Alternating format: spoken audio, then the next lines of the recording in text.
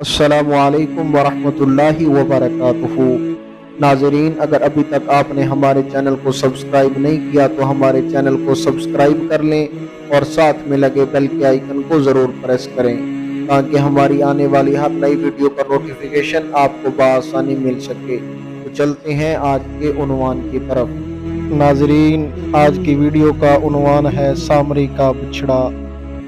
فرعون کی ہلاکت کے بعد بنی اسرائیل اس کے پنجے سے آزاد ہو کر سب ایمان لائے، اور حضرت موسیٰ علیہ السلام کو خداوند کریم کا یہ حکم ہوا کہ وہ 40 راتوں کا کوہ طور پر اعتکاف کریں، اس کے بعد انہیں کتاب تورات دی جائے گی۔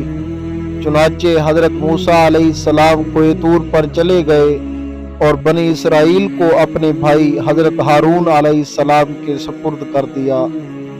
آپ 40 دن تک دن بھر روزہ دار رہ کر ساری رات عبادت میں مشغول رہتے۔ سامری بنی اسرائیل میں ایک حرامی شخص تھا جس کا نام سامری تھا، جو طبی طور پر نہایت گمراہ کن آدمی تھا۔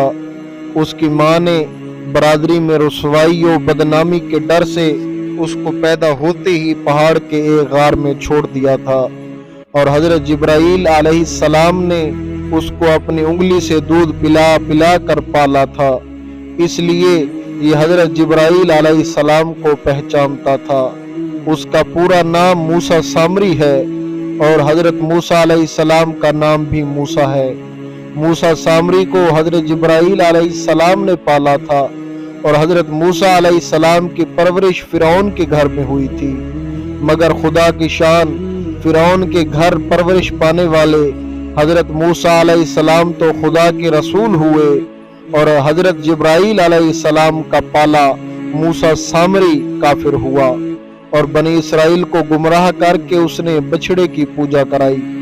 اس بارے میں کسی عارف نے کیا خوب کہا ہے کہ جب کوئی آدمی ازل سے نیک بخت نہیں ہوتا تو وہ بھی نامراد ہوتا ہے، اور اس کی پرورش کرنے والا بھی ناکام ہوتا ہے۔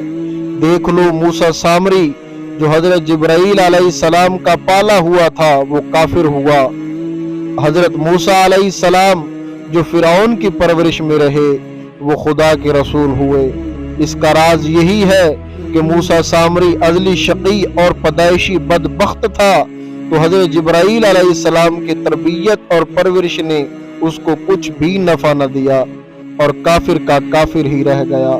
اور حضرت موسیٰ علیہ السلام چنانچہ ازلی سعید اور نیک بخت تھے، اس لیے فرعون جیسے کافر کی پرورش سے بھی ان کو کوئی نقصان نہیں پہنچا۔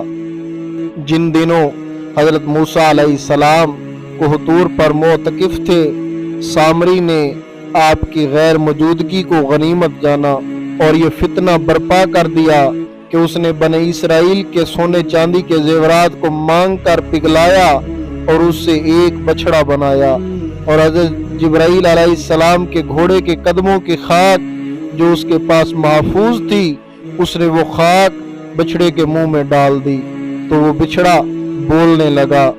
پھر سامری نے بنی اسرائیل سے یہ کہا کہ اے میری قوم، حضرت موسیٰ علیہ السلام کوہ طور پر خدا کے دیدار کے لیے تشریف لے گئے ہیں، حالانکہ تمہارا خدا تو یہی بچھڑا ہے، لہذا تم لوگ اسی کی عبادت کرو۔ سامری کی اس تقریر سے بنی اسرائیل گمراہ ہو گئے، اور 12,000 آدمیوں کے سوا ساری قوم نے چاندی سونے کے بچھڑے کو بولتا دیکھ کر اس کو خدا مان لیا، اور اس کے آگے سر بسجود ہو کر اس بچھڑے کو پوجنے لگے۔ چنانچہ خداوند قدوس کا ارشاد ہے کہ ترجمہ، اور موسیٰ کے پیچھے اس کی قوم نے اپنے زیورات سے ایک بے جان بچھڑے کو معبود بنا لیا جس کی گائے جیسی آواز تھی۔ جب 40 دنوں کے بعد حضرت موسیٰ علیہ السلام خدا سے ہم کلام ہو کر اور تورات شریف ساتھ میں لے کر بستی میں تشریف لائے اور قوم کو بچھڑا پوجتے ہوئے دیکھا تو آپ پر بے حد غضب و جلال طاری ہو گیا۔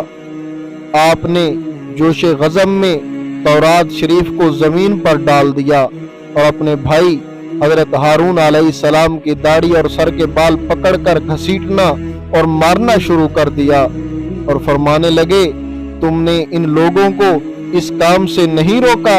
حضرت ہارون علیہ السلام معذرت کرنے لگے جیسا کہ قرآن مجید میں ہے۔ ترجمہ: حضرت ہارون نے کہا کہ اے میری ماں کے بیٹے، قوم نے مجھے کمزور سمجھا اور قریب تھا کہ مجھے مار ڈالتے، تو تم مجھ پر دشمنوں کو ہنسانے کا موقع نہ دو اور مجھے ظالموں کے ساتھ نہ ملا۔ حضرت ہارون علیہ السلام کی معذرت سن کر حضرت موسیٰ علیہ السلام کا غصہ ٹھنڈا پڑ گیا۔ اس کے بعد آپ نے اپنے بھائی حضرت ہارون علیہ السلام کے لیے رحمت اور مغفرت کی دعا فرمائی۔ پھر آپ نے بچڑے کو توڑ پھوڑ کر، جلا کر اور اس کا ذرہ ذرہ کر کے دریا میں بہا دیا۔ درس ہدایت: مذکورہ بالا قرآنی واقعہ سے خاص طور پر 2 سبق ملتے ہیں۔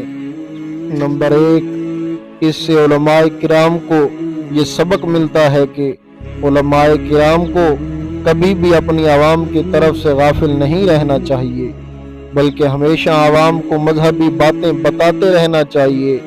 آپ نے دیکھا کہ سامری نے 40 دن حضرت موسیٰ علیہ السلام کی غیر موجودگی سے فائدہ اٹھا کر اس نے ساری قوم کو بہکا کر گمراہ کر دیا۔ اسی طرح اگر علماء اہل سنت اپنی قوم کی ہدایت و خبرگیری سے غافل رہیں گے تو بد مذہبوں کو موقع مل جائے گا کہ ان لوگوں کو بہکا کر گمراہ کر دیں۔